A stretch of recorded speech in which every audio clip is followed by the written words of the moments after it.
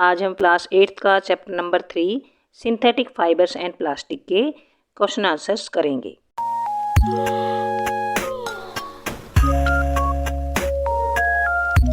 Question number 1 है explain why some fibres are called synthetic, कि कुछ फाइबर्स को सिंथेटिक फाइबर्स क्यों कहा जाता है। अब हम जानते हैं फाइबर्स दो तरह के होते हैं, एक तो नेचुरल फाइबर्स होते हैं, दूसरा सिंथेटिक फाइबर्स होते हैं। नेचुरल फाइबर्स हमें नेचर से मिलते हैं, या तो प्लांट्स से मिलते हैं या फिर वो मिलते हैं एनिमल्स से। प्लांट्स से कौन कौन से मिलते हैं? प्लांट्स से मिलते हैं जैसे कॉटन। कॉटन फाइबर जो होता है वो प्लांट से मिलता है, इसलिए नेचुरल फाइबर है, क्योंकि प्लांट्स भी नेचुरल होते हैं। और जो एनिमल्स होते हैं उनसे क्या मिलता है हमें? उनसे मिलती है वूल।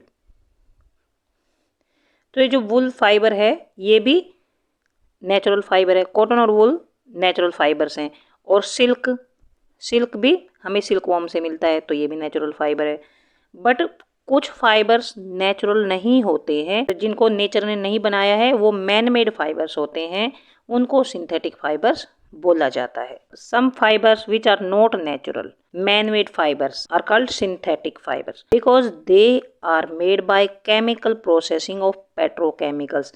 ये फाइबर्स पेट्रोकेमिकल से बनाए जाते हैं। जो हाइड्रोकार्बन्स होते हैं वो होते हैं पेट्रोकेमिकल्स, उनकी केमिकल प्रोसेसिंग करके, मतलब उसमें कुछ केमिकल्स और मिलाकर उनसे ये सिंथेटिक फाइबर्स बनाए जाते हैं।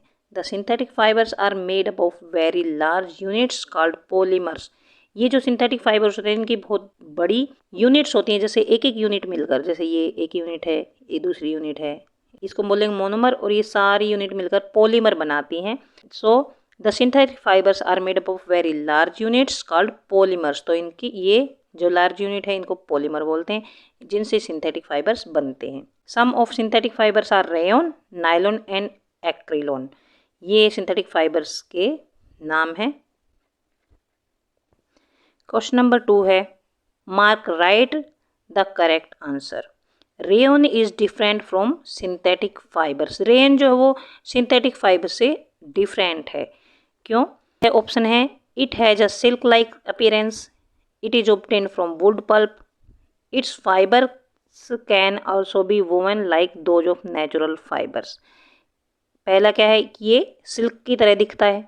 दूसरा क्या है कि ये वुड पल्प, जो वुड और लकड़ी के पल्प से बनाया जाता है। तीसरा क्या है, जो ये इसके फाइबर्स हैं can also be woven like those of natural fibres, कि वो जो नेचुरल फाइबर्स होते हैं उनकी तरह इनके फाइबर्स भी बुनाई की जा सकती है। तो इसमें राइट आंसर क्या आएगा?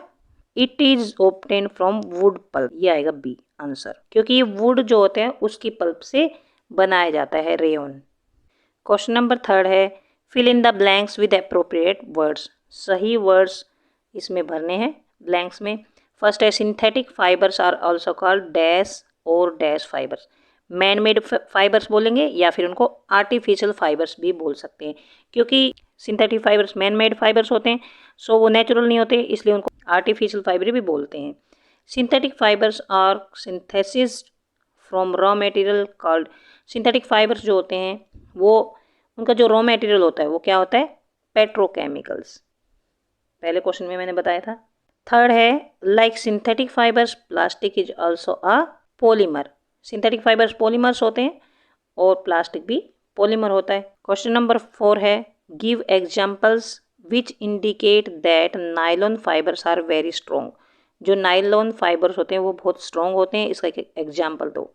Nylon is very strong fibre, that is why nylon is used for making parachutes and rock climbing ropes. और ये पैरासूट बनाने के काम आते हैं और रॉक क्लाइंबिंग रोप्स बनाने के काम आते हैं। जब जो लोग पहाड़ों पर चढ़ते हैं, पर्वतारोही बोलते हैं उनको हिंदी में, पर्वतारोही, वो जिन रस्सियों का यूज़ करते हैं वो रस्सियाँ नायलॉन से बनाई जाती है, क्योंकि नायलॉन बहुत स्ट्रॉन्ग होता है।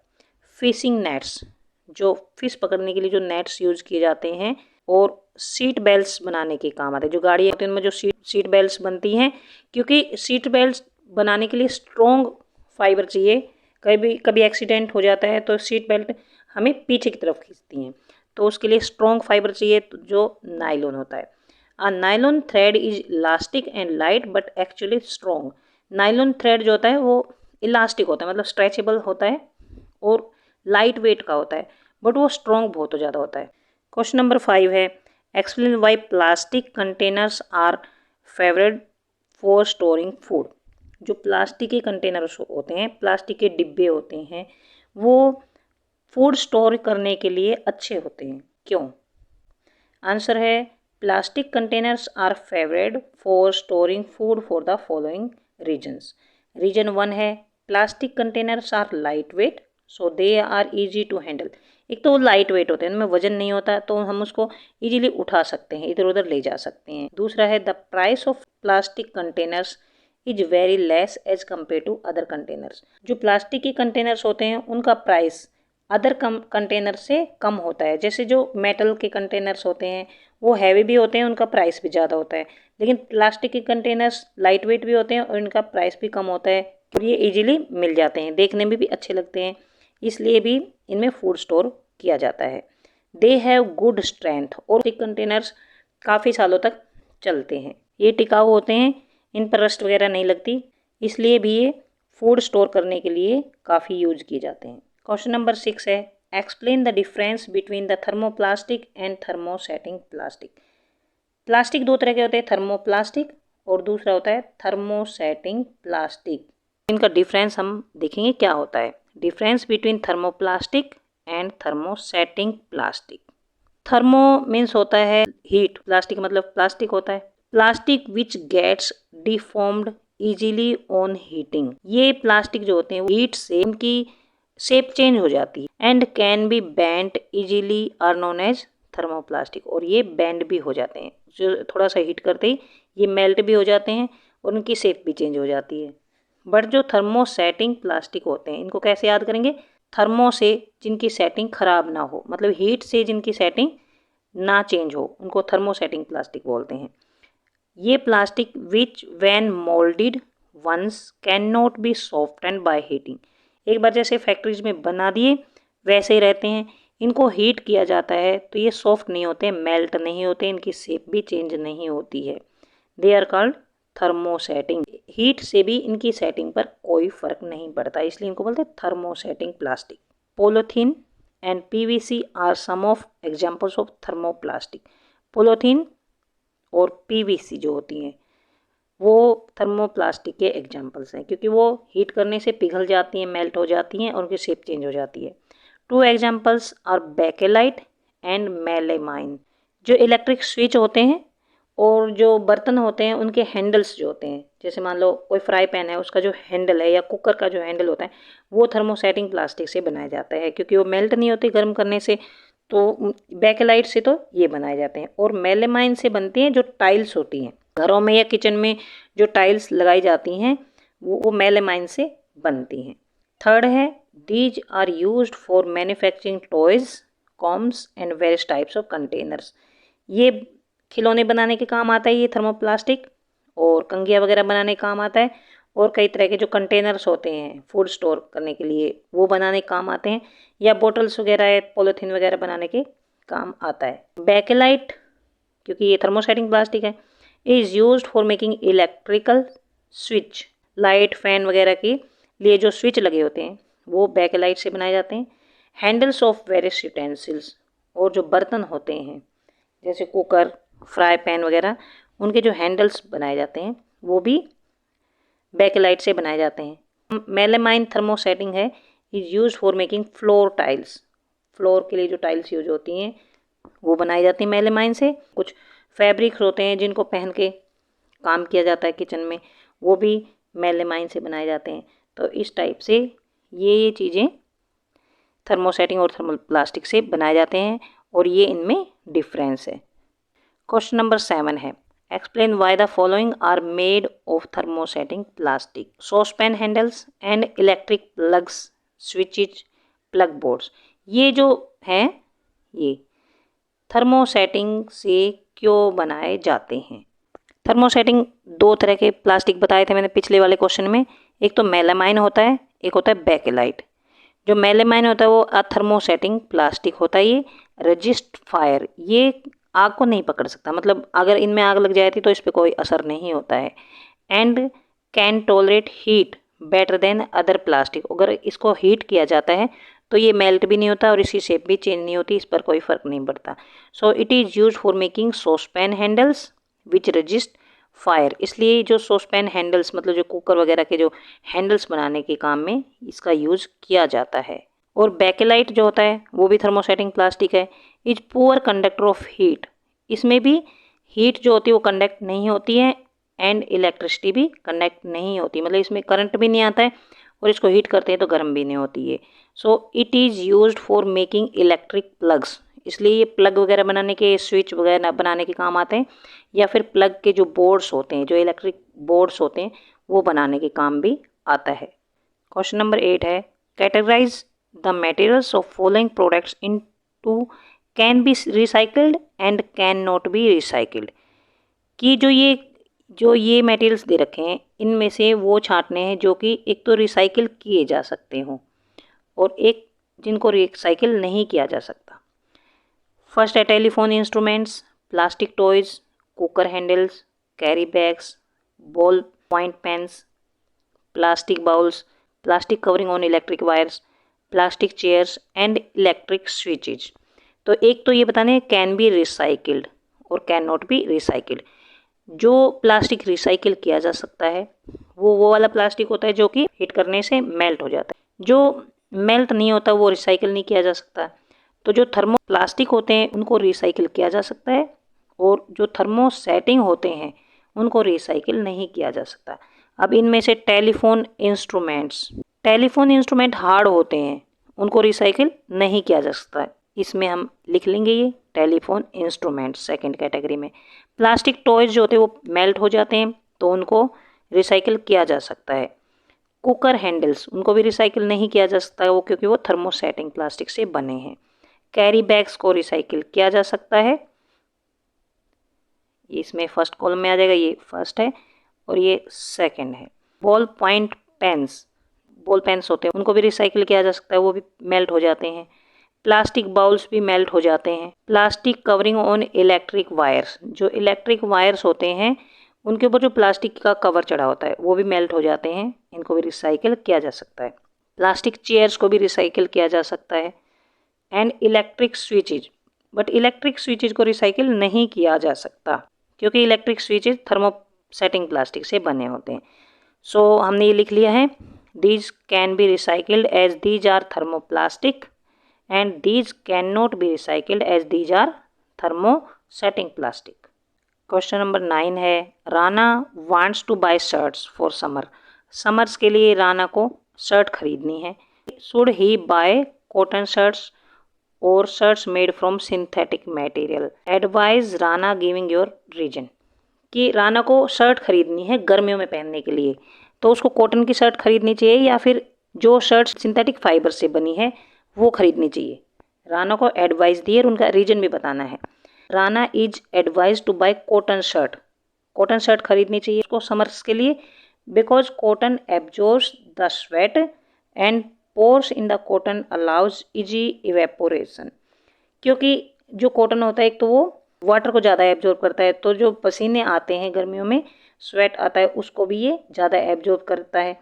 और जो इसमें पोर्स होते हैं, जो कॉटन का क्लॉथ होता है उसमें पोर्स होते हैं, उससे जैसे मान लो गर्मियों में पसीने आते हैं तो वो जल्दी जल्दी इवेपोरेट हो जाएंगे, मतलब सूख जाते हैं पसीने, तो ये भी इसका एक फ़ायदा है। And keeps our body cool, और हमारी बॉडी को कूल रखता है। Whereas synthetic shirts do not absorb sweat, जो सिंथेटिक मटेरियल से जो शर्ट्स बनी होती हैं वो स्वेट को एब्जॉर्ब नहीं करती, पसीने को एब्जॉर्ब नहीं करती।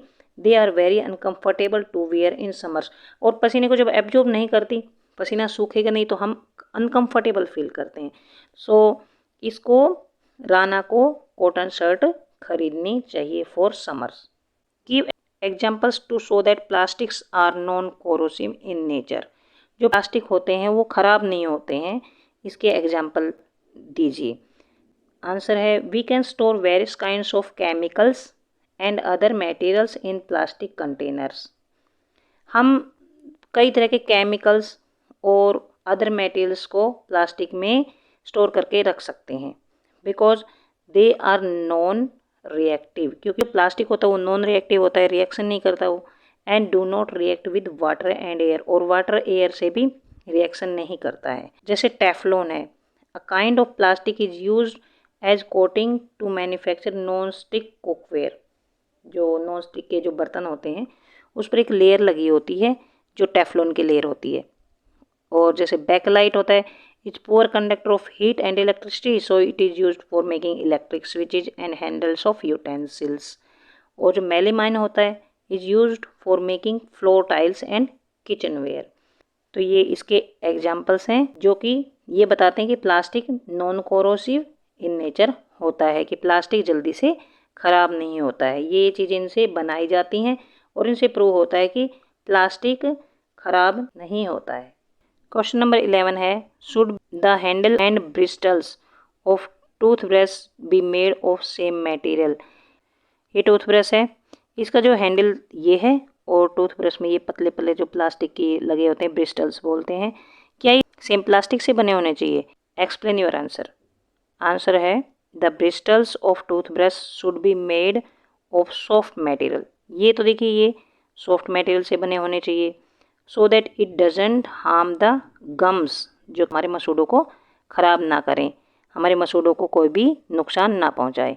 And the handles should be made up of hard material, और ये हैंडल जो है ये हार्ड मटेरियल से बना होना चाहिए, क्योंकि इससे इसको हम अच्छी तरह से पकड़ सकते हैं। अगर ये सॉफ्ट होगा तो ये मुड़ जाएगा ब्रश और हम अच्छे से ब्रश नहीं कर पाएंगे, so that it can give a firm grip, हमें अच्छी सी ग्रिप मिल सके इससे।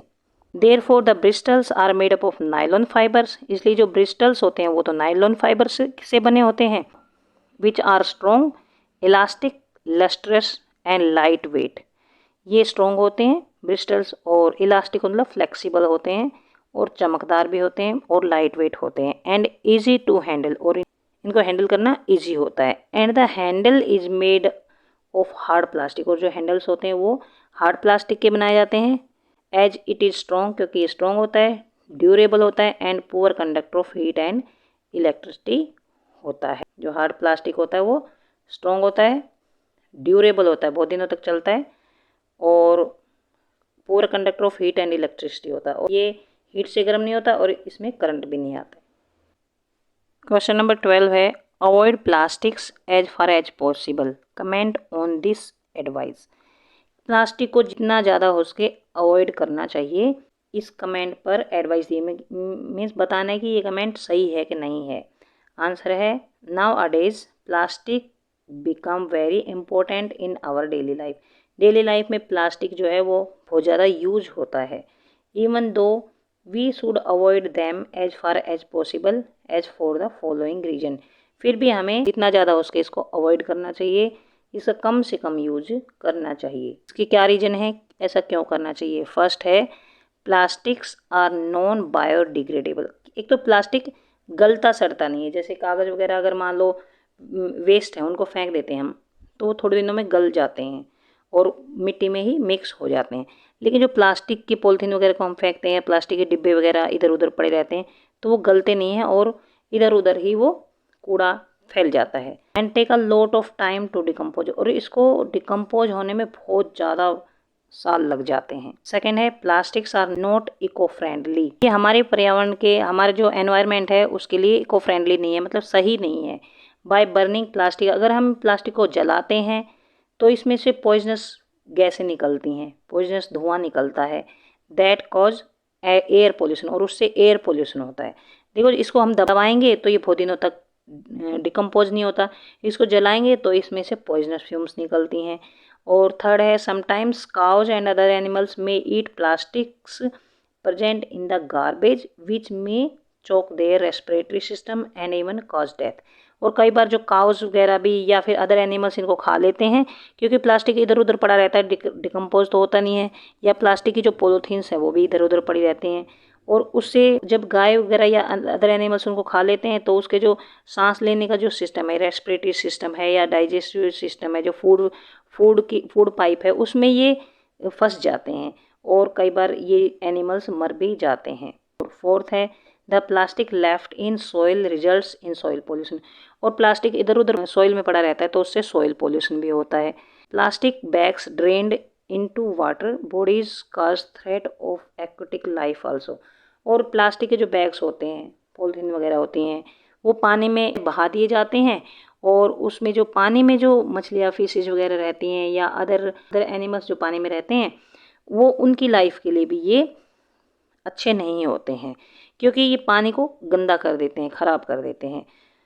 तो ये एक्वेटिक लाइफ के लिए अच्छे नहीं होते। एक्वेटिक लाइफ क्या होती है? एनिमल्स पानी में रहते हैं, जैसे सांप होते हैं, मगरमच्छ रहते हैं या फिशेज रहती हैं, बहुत तरह के ऐसे एनिमल्स जो होते हैं वो सब इस एक्वेटिक लाइफ में आते हैं। Poly bags choke the drains, ये नालियों को रोक देते हैं। पॉली बैग्स जो पॉलीथीन वगैरह इधर उधर फैली पड़ी रहती हैं, वो नालियों में फंस जाती हैं, नालियों को चोक कर देती हैं। एंड सीवेज पाइप्स, और जो सीवर की पाइप्स होती हैं उनको भी चोक कर देती हैं। दस काजिंग लॉट ऑफ ट्रबल, और उससे काफ़ी नुकसान होता है, क्योंकि पानी आगे नहीं जा सकता, रुक जाता है तो इधर उधर फैल जाता है और उससे गंदगी फैलती है, उसमें मच्छर वगैरह पैदा हो जाते हैं, जिससे काफ़ी बीमारियां हो जाती हैं। इसलिए हमें जो प्लास्टिक है उसका जितना कम हो सके उतना यूज़ करना चाहिए, उसको जितना ज़्यादा हो सके उतना अवॉइड करना चाहिए। क्वेश्चन 13 है, match the terms column 1 correctly with the phrases given in column 2। Column 1 में जैसे पॉलिस्टर, टेफ्लॉन, रेयन, नायलॉन, तो इसको कॉलम 2 से, कॉलम 2 में ये है जो इनसे मैच करना है। तो जो पॉलिस्टर होता है वो क्या होता है? जिसमें सलवटें नहीं पड़ती, तो ये आएगा fabrics do not wrinkle easily, तो यहाँ पर आएगा पॉलिस्टर के जो फैब्रिक होता है उसमें सलवटें नहीं पड़ती ज़्यादातर। सेकेंड है टेफ्लॉन। टेफ्लॉन किस लिए यूज़ किया जाता है? आजकल नॉन स्टिक जो बर्तन आ गए हैं किचन में, उनके ऊपर एक लेयर लगी होती है टेफ्लॉन की, तो ये टेफ्लॉन आएगा ये सी से। रेयन, रेयन जो होता है वो वुड पल्प से मिलकर बनता है, तो ये इसकी खासियत है।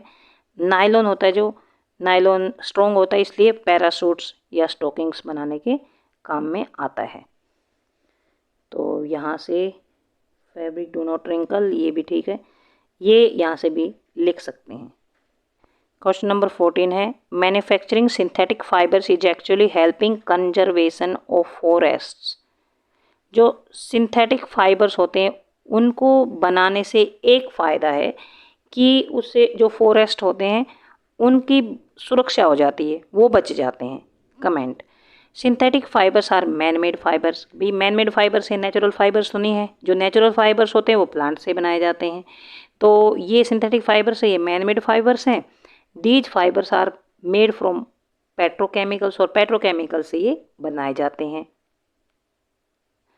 For manufacturing synthetic fibres cutting of trees और killing of animals is not required. और सिंथेटिक फाइबर्स बनाने के लिए पेड़ों को नहीं काटना पड़ता या फिर एनिमल्स को नहीं मारना पड़ता। So we can conserve our natural environment using synthetic fibre. इससे जो एनवायरनमेंट है जो वो कंजर हो जाता है, उसकी सुरक्षा हो जाती है, क्योंकि इससे ट्रीज़ नहीं काटने पड़ते, तो ट्रीज़ की सुरक्षा हो जाती है और ना ही किसी एनिमल्स को मारना पड़ता है। तो ट्रीज और एनिमल्स कहाँ रहते हैं? फॉरेस्ट में रहते हैं, तो फॉरेस्ट को कंजर्व किया जा सकता है। Hence manufacturing synthetic fibre is actually helping conservation of forests. Question number 15 है, describe an activity to show that thermoplastic is poor conductor of electricity. एक एक्टिविटी बताइए, एक एक्टिविटी से डिस्क्राइब कीजिए कि जो थर्मोप्लास्टिक होता है वो पुअर कंडक्टर ऑफ इलेक्ट्रिसिटी होता है।